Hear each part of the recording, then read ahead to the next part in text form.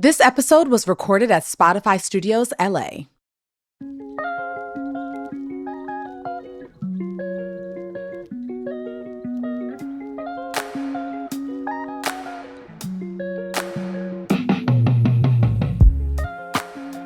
Hey y'all, and welcome to Trials to Triumphs. I'm Ashley Blaine Featherson-Jenkins, but you can call me ABFJ.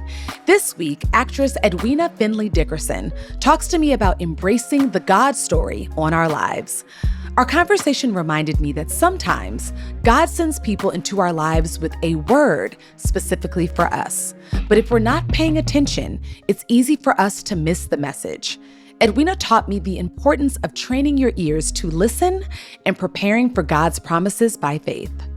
God speaks and God performs. And it doesn't matter if it's 7 days, it doesn't matter if it's 5 years, it doesn't matter if it's 15 years. He has orchestrated our lives. Now it's up to us to decide whether or not we're going to stay in the path. But it's not because he doesn't have a story with our name on it.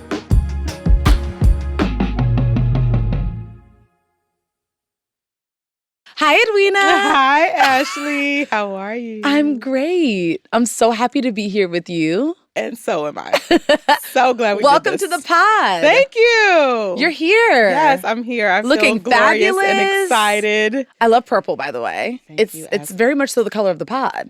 Oh, is it? It is. See, we have purple on our cups. Oh my gosh, we have purple lighting. It's the color Yes, of royalty. Yes. It's who we are, darling. Yes. Okay, so let's start, Edwina. How about you tell me, which I already know, but tell the audience how we met. Oh my goodness. Such a good story. Oh my goodness. So, and you may remember it with more detail than me, but I remember you being in high school. Yes. I was just finishing college, and it was my very first play after college, Runaway Home at the Studio Theater in Washington, D.C., and we were cast as sisters. Yes. All those years ago. I mean, it's so crazy because doing Runaway Home when I was 15, so I was like, I think I was a sophomore in high school. It was such a big deal for me. Like I had just gotten my agent or like my manager at the time at 14. And it was like, honestly, one of my first big auditions. So when I got it, I was like, it was big. And I just remember having a blast, obviously, doing the production, but you really taking me under your wing and me being so inspired by you. I was like, oh my God, like she's on The Wire, like, which was for me, that was a thing that was like, I always wanted to be on television. Like, I want to be like her when I grow up. And you just were always so kind. You gave me so much guidance. And I'm just really grateful I get to tell you now how much Runaway Home really changed my life and my trajectory and was a big stepping stone for me into being the professional actor I always wanted to be. But because of you, I could see it. It was in my face every day. I knew it was possible. Wow. Another talented, dark-skinned, Black actress who was like going after her dreams fiercely. Like I think it was very intentional that God put you in my path in that way. And I'm so grateful that we're still connected today.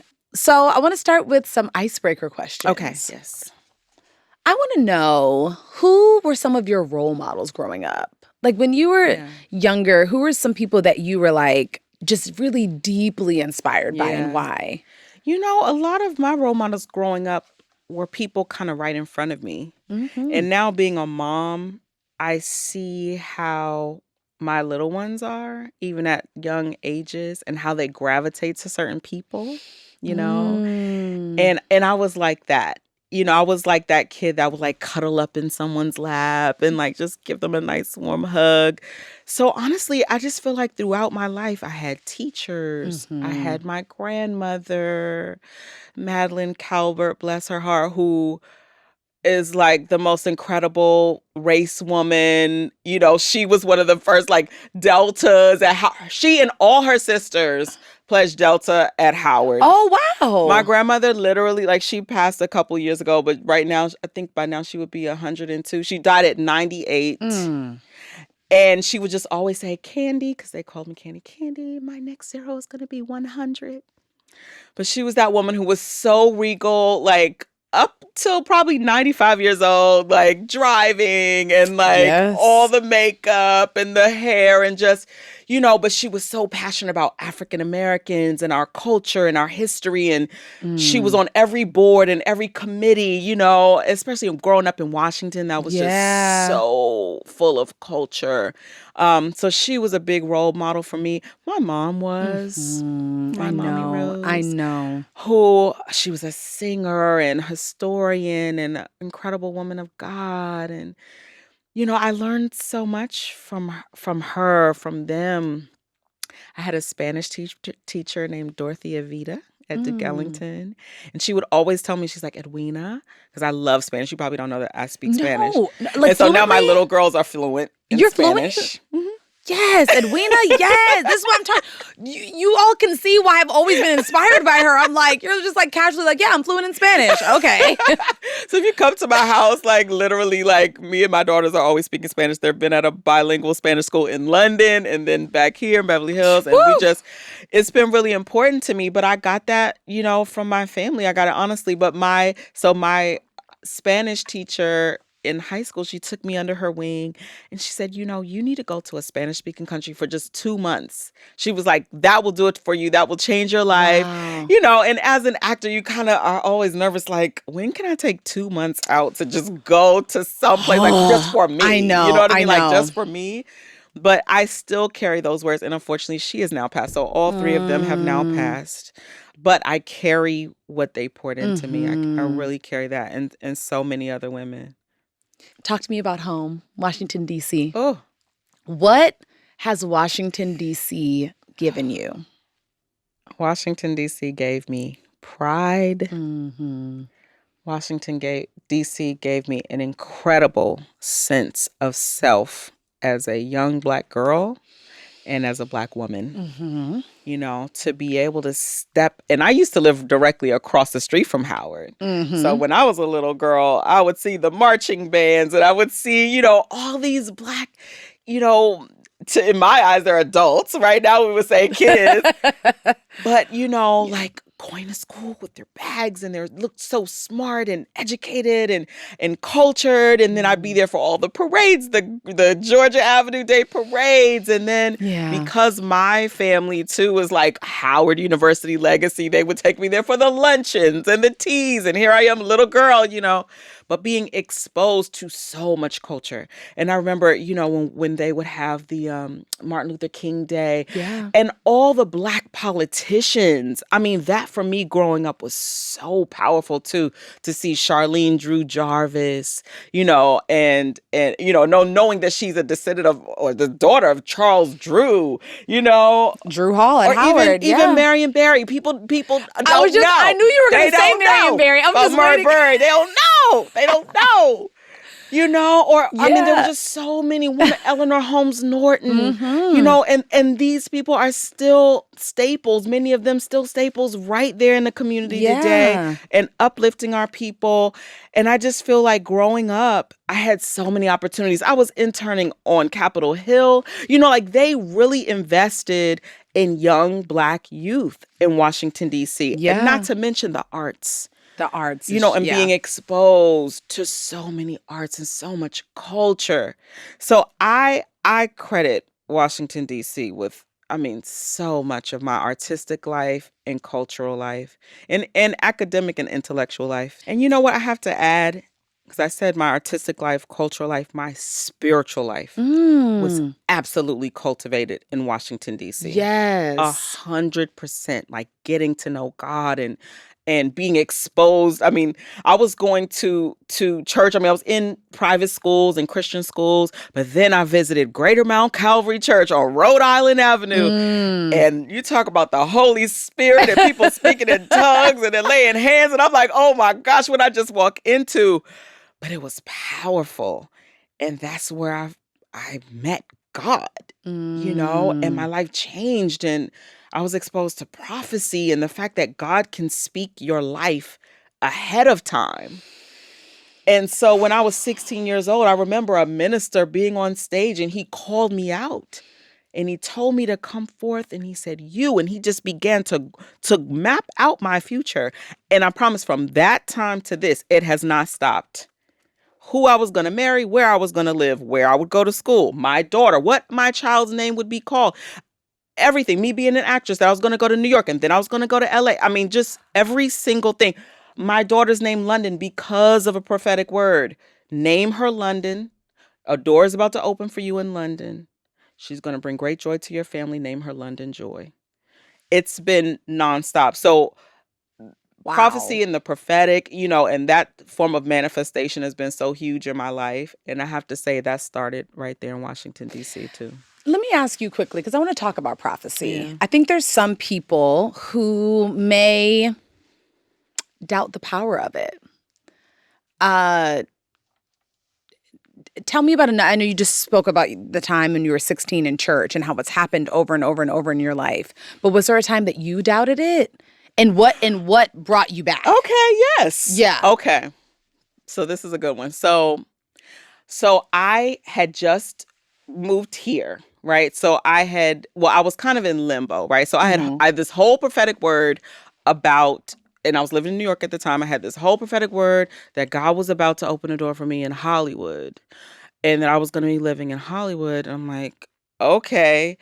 And then sure enough, I end up being cast in the show in LA. I'm like, oh my gosh, this is happening. And so I had all my stuff, packed up by the door, and then all my housing fell through. So now I'm ready to go, but like have nowhere to stay. I get a phone call. It's Julius Tennant, Viola Davis's husband. And he's like, when are you coming to LA, girl? I was like, I'm coming on Monday. He was like, well, you can live with us. And then that became a whole thing. And living with Viola, and living with Julius, and that being just a whole incredible, I just love them so much. A whole incredible part of my life. But then after that, I went to Dallas to speak. And while I was there, I had never been to Texas before. While I was there, a friend of mine took me to this nightclub, and it was like an open mic night. Anyway, as we're leaving, there was a woman by the door. And I just said hi, and walked away. And the woman was like, excuse me, can you come back here, please? And I turned around and came back. And she said, what'd you decide on, California or New York? And I was like, ma'am, what did you decide on, California or New York? I said, well, I just flew here from California, and tomorrow I'm flying to New York to pack my things and like move for good. And she was like, do you know who Tyler Perry is? I said, I know who Tyler Perry is. I've never met him. I don't know him personally. I know who he is. Yeah. And she said, well, he has studios in Atlanta, Georgia. And she said, that's what the Lord is going to do with you. He's connecting you with Tyler Perry, and specifically at Tyler Perry Studios. I was like, okay. And then she said, and you have a partner in New York that you're supposed to reconnect with, and that person's going to be really influential in bringing about the plans that God has for your life. Okay, nice to meet you. So a lady at the club. Lady at the club. In front of the club, honey. And that's how it's been. It's strangers. I mean, a lot of times it's strangers. So I'm walking away, and my girlfriend that was with me, she said, whatever happened to that guy you were dating in New York? I said, who, Kelvin? She said, yeah. I said, we've been broken up almost 2 years. She said, well, that's who came in my spirit when she said, you have a partner in New York that you're supposed to reconnect with. And then I remembered that I had yet another prophetic word that before I moved to California, we would be back together, me and Kelvin. Now I'm about to move in 7 days, and it's been 2 years since we broke up.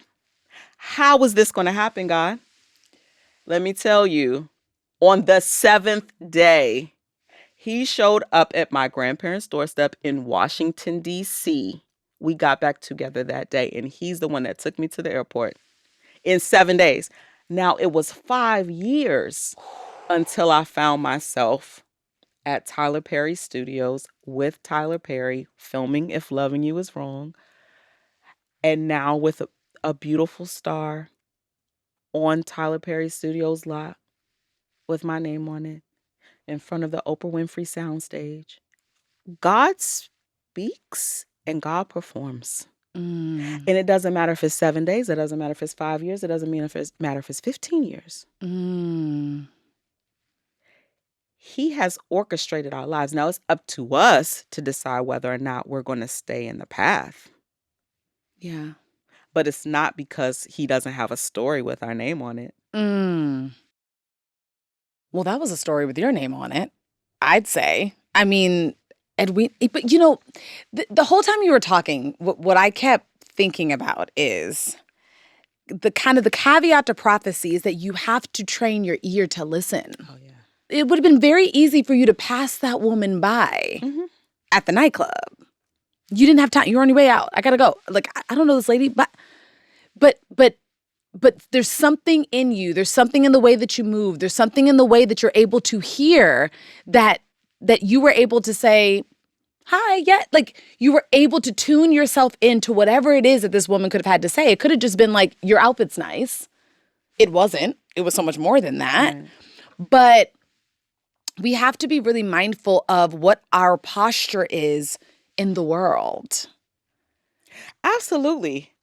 And listen, there have also, and that's how I know that God is so gracious, because I will say many of the prophetic words, I'm like, okay, God, you know, yay and amen, right? Like I'll look for it. I'll prepare for it by faith. I will do the things that I think, you know, I can do, right? Because you can never control when and how and, you know, but I just try to move in faith and move by faith, right? In preparation for what God has spoken.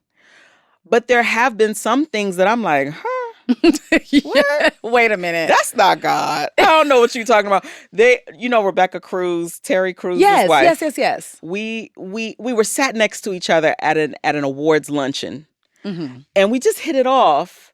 This was some years ago. We hit it off. We were like, you know, we should have lunch one day. And so we did have lunch, which is highly unlikely in LA. You talk hardest about, thing to you do. Know what I'm saying? Yeah. So we had lunch. And it was lovely. And as we're going our separate ways, she grabbed my hand and she was like, the Lord is saying you're about to have a baby. And I was like, I grabbed it back because I didn't feel ready. I didn't feel like this was the time. Like, I'm doing my thing, whatever. And she was like, I see the baby with you on set. I see the baby with you in a trailer. And she was like, I just have this whole vision. But I literally was afraid. So I didn't tell anybody. I kept it to myself. I didn't even tell my husband. Then, I don't know, maybe 2 or 3 weeks later, people started calling me with dreams. And it was a very precise dream. And it was the same exact dream. And it all led to, and you had a baby. You had a baby. You were having a baby. And I was like, oh. And then I went to New Orleans. I spoke at this conference, this young adult conference.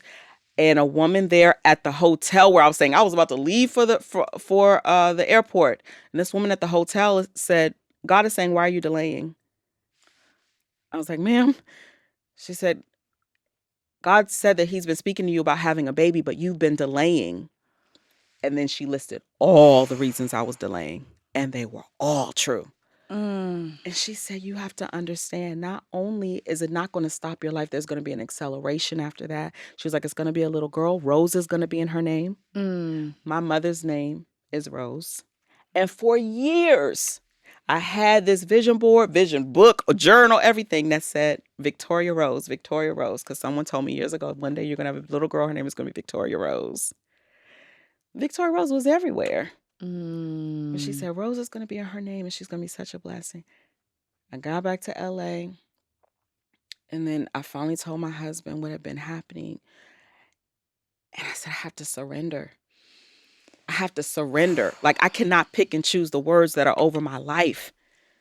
I have to let go and believe that whatever God is saying, that if I just allow him to do what he's going to do, that it will be blessed, that it will be blessed. Stop trying to control everything. And I promise you, I got pregnant that week. And now Victoria Rose is a whole 6.5 years old. Wow. But that's a lesson that I've learned along the way too, to surrender to the plan. It may not be your plan. It may look the complete opposite of your plan.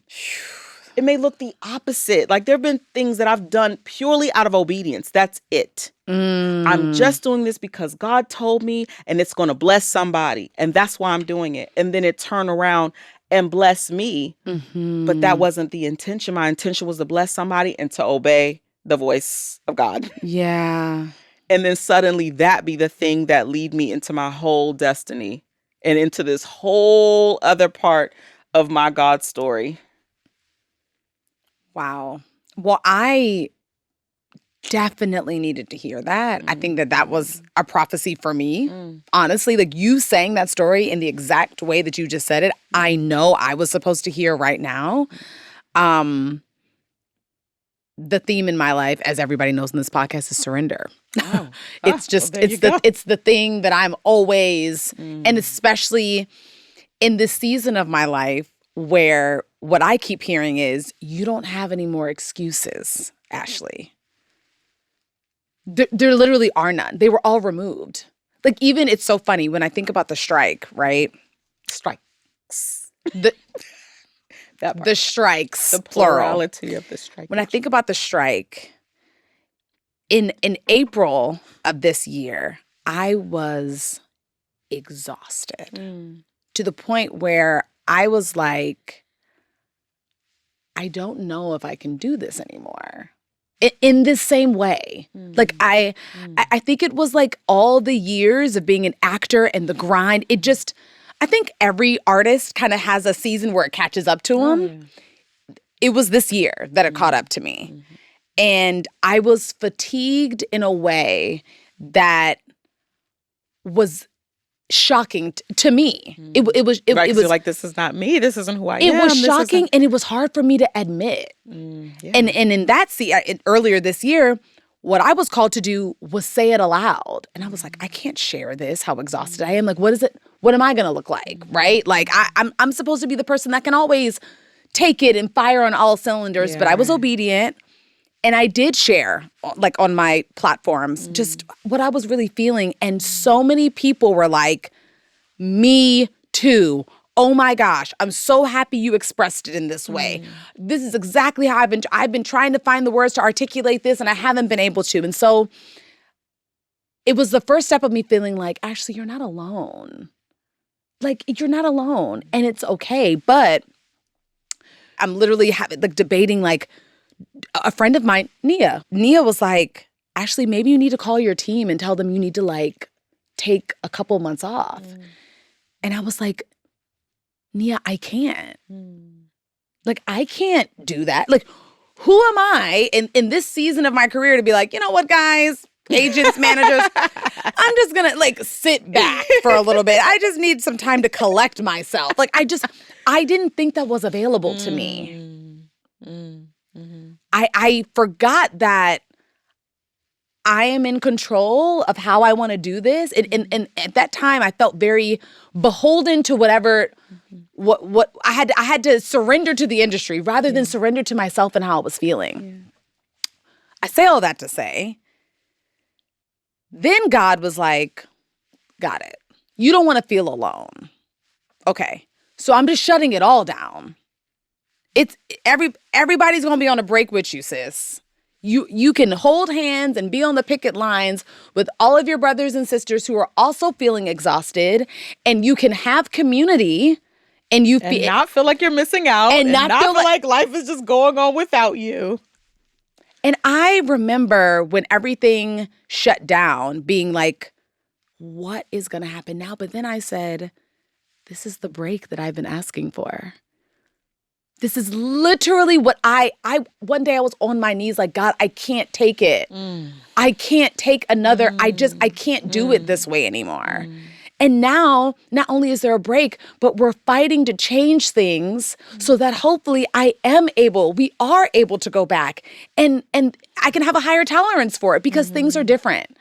It feels different. And you've allowed your soul to be replenished. You've allowed yourself to have that moment. Yeah. So that you can be filled back up again so that you can I come needed back it. out. Now I'm excited. I'm like, this is great. We're fighting for our worth. This is wonderful. Like, I've had this time to breathe and enjoy the summer. And, you know, I think oftentimes as artists, we feel like we don't ever give ourselves the time to breathe, to enjoy other things outside of the grind.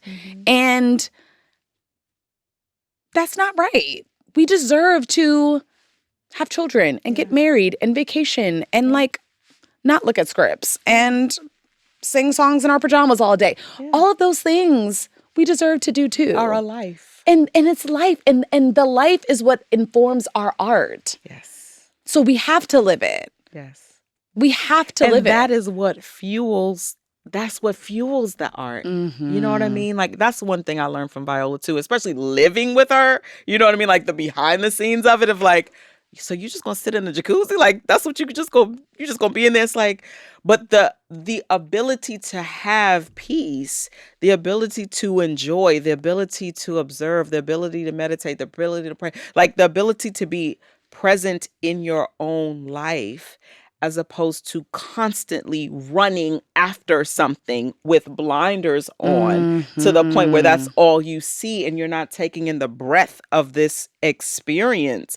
The breadth of this experience is what actually allows you to do what's what in front of you. Do you know what I mean? Versus like the steel on steel on steel, which what do we even have to give? And that's where I was in April. And now I feel like I got a hip replacement or something. I feel I feel like great. I'm running. I'm on all cylinders. I'm running. I feel great. Okay, I want to go. Yes. I want to go back to your mommy. Okay. What is the greatest lesson your mother taught you? One of them. I know there were so many, but when you think of your mom in this moment, you know, and maybe it's because this is the theme of the podcast as far as trials to triumphs. But my mother had so many trials. So many trials. But she never looked like what she had been through. And it wasn't because of wearing a mask. It wasn't because she was trying to be disingenuous. It's because simultaneously she carried a joy that no one could take away. They tried. So many people and situations and circumstances and illnesses, you know, name something, tried to shut it all down, to shut her entire life down. But she kept, just like Maya Angelou talks about, from the ashes, right? I rise again, still I rise. That was my mom. That was absolutely my mom, but with so much joy. You know, it was an unquenchable, indomitable joy. And in some ways, her joy was her weapon. Yeah. You know, because you need something with which to fight back. And sometimes it's a sword, and sometimes it's a spear, or sometimes it's the joy of the Lord is my strength. You shall not penetrate me. You shall not lead me in a whole nother direction. Yes. I will stand still, you know, and I will live in joy in spite of. Sometimes joy is because of, and sometimes joy is in spite of. So I honestly believe that I learned that from her. How are you moving through the world now that your mother as a motherless child? Yeah. How are you moving through the world? You know,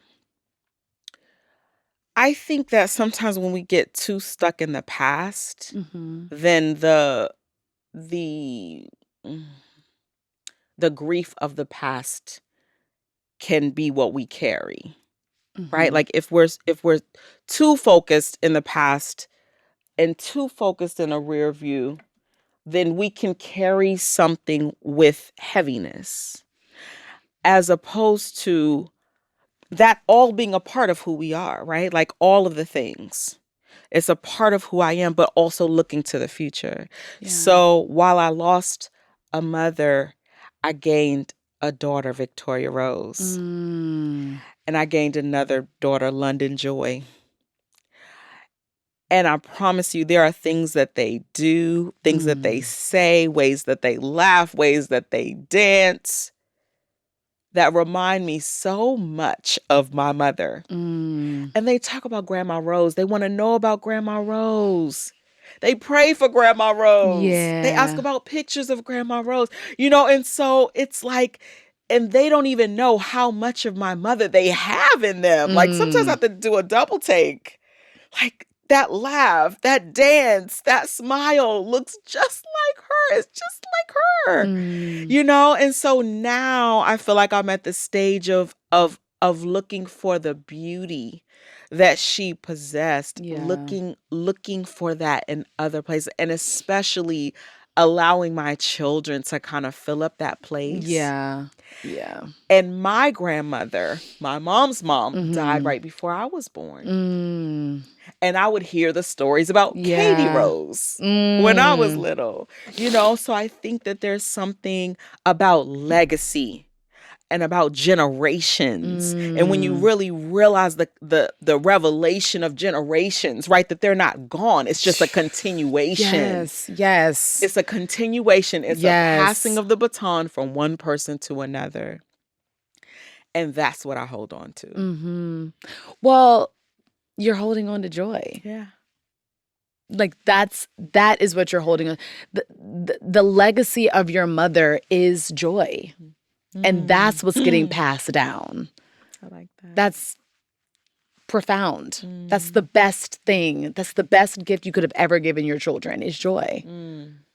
All right. I want to talk about you living with Viola and Julius. I have to know. I just have to know because this is what I want to know. I want to talk about it from a perspective of like, God has always led you. Yeah. We know that.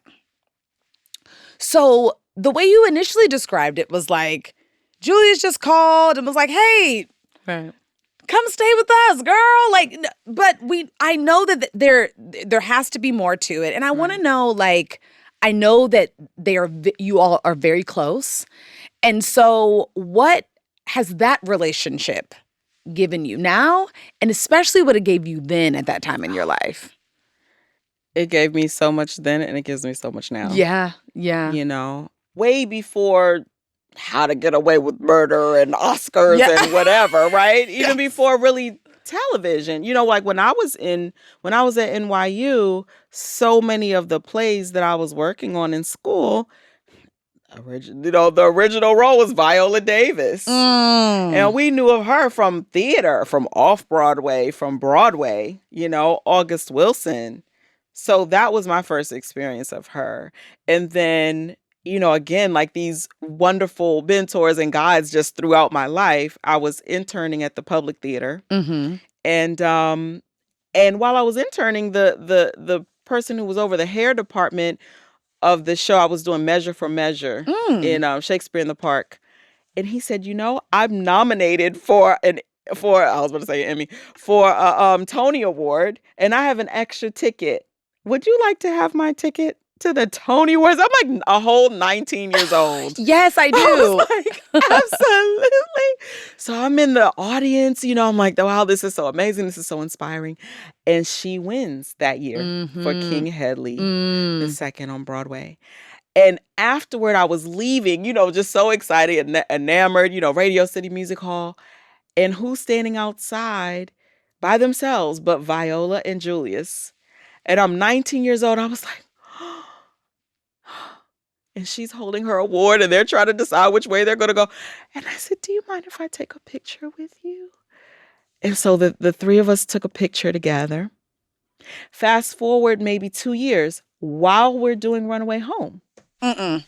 Wow. All comes full circle. Woo! Our mother in the play, Roz Coleman. Yes. She had been commissioned during that time to write a one-person play for them. And it was based on a Christian short story. Wow. And she had been writing. And then one day in the dressing room, she turned to me and she was like, I know that you're a Christian and, and I know that you're also really talented as far as writing and the arts. And she said, do you mind helping me with this story? This is all while I was just in that play. I was in the dressing room probably right next to you guys, hearing this conversation, looking at like calculus homework from high school. Wow. So I took what she wrote and I rewrote it. I just wrote the whole thing. And so when I gave it back to her, I was like, okay, there you go. And then she just went through it. She was like, oh my gosh, this is amazing. And she was like, I have to tell them that you wrote this. Like, I can't take credit for this. Yeah. So she's the one, Roz is the one who introduced me to them. What? And she gave them the play, and she was like, this little girl in Washington, D.C. wrote this. And then a few years after that, God told me to start this inspirational column. And I just started writing it by faith because he told me to. And I was emailing it to everybody, and they were included on the list. And they would, every now and then they'd email back like, keep going. This really blessed me. This really inspired me. And then one day they were like, if you ever come to LA, like, please let us know. We'd love to host you. Yeah. And so at this point of like, now I'm going to LA and I'm going for real. And so I reached out. And this is now, and I reached out before the housing fell through. But then when the housing fell through is when they got back. And they were like, when are you coming to LA? And I'm like, Monday. And they're like, you can live with us. And it just, has been a God story ever since. And now their daughter's my goddaughter, Genesis, who's the most beautiful, loving creature. And through them, I've learned so much about, obviously, the industry, because when I moved here, they just took me with them everywhere, but even more than that, I learned about how to be in the industry, like how to be, about humility and about love and about generosity and about service and about living for something and someone greater than yourself. I learned about family and the power of family and the difference between public life and private life, and how precious and how holy and how sacred private life is. Yeah. And that even in the midst of the world stage, that you can have the most beautiful, abundant family life, private life, marriage. I've learned all that through them. And even now, she's been an incredible, kind of like mother figure in my life, especially since losing my mom. And between the two of them, they've just been like incredible parents, in the industry. And not only in the industry, but also in faith. Right. And so I helped them when I was living with them. I helped them start their production company. Yeah. And so it's been wonderful, too, to just have this front row seat of all that God has done in their lives. And like it just keeps getting bigger and bigger. But they remain the same. That's it. And that testifies in and of itself as well. Yeah. Because I know people that have done 1/100th, and so do you, of what they've done. That like somehow you are untouchable, unreachable. Yes. It's like, boo, it's not that serious. Yeah. It is not that serious. Well, Edwina, I have to tell you, you're the same. And you're the same. Like, you're the same as that 15-year-old girl that I met years ago. And I'm so grateful for that. I can unequivocally say that you are the same.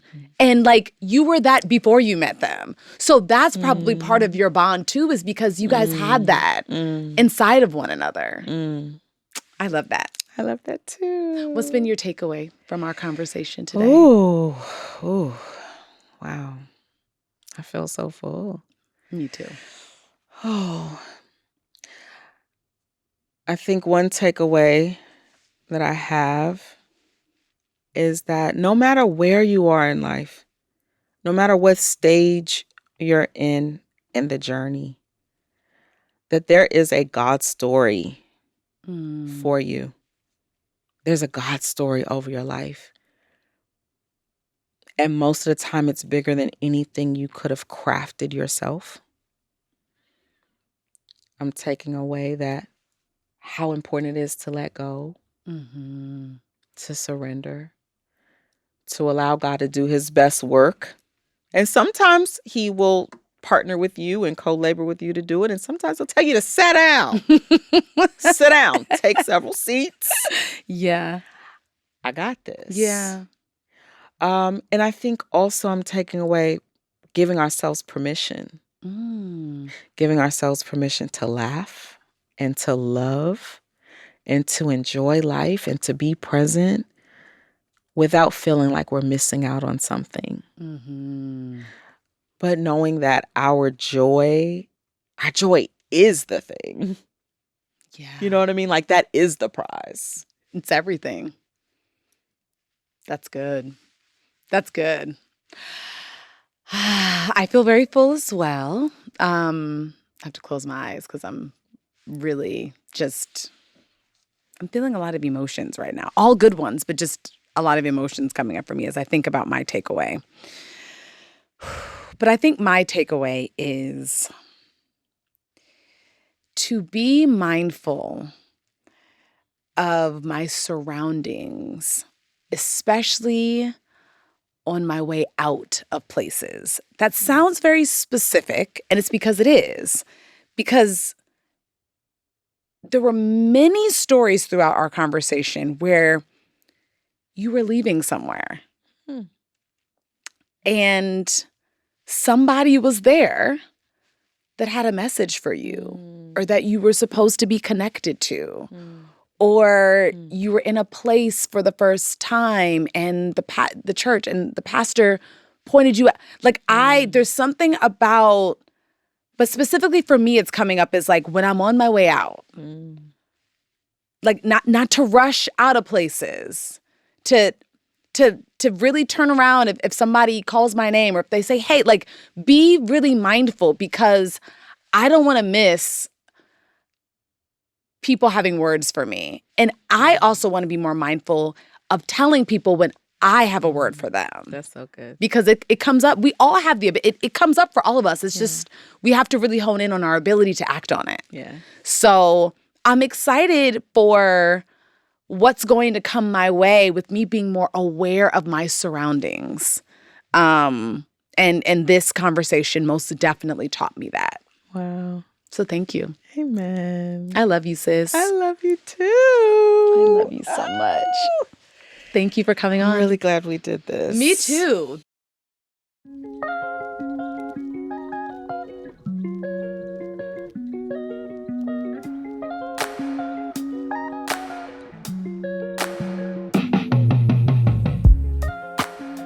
Thank you for listening.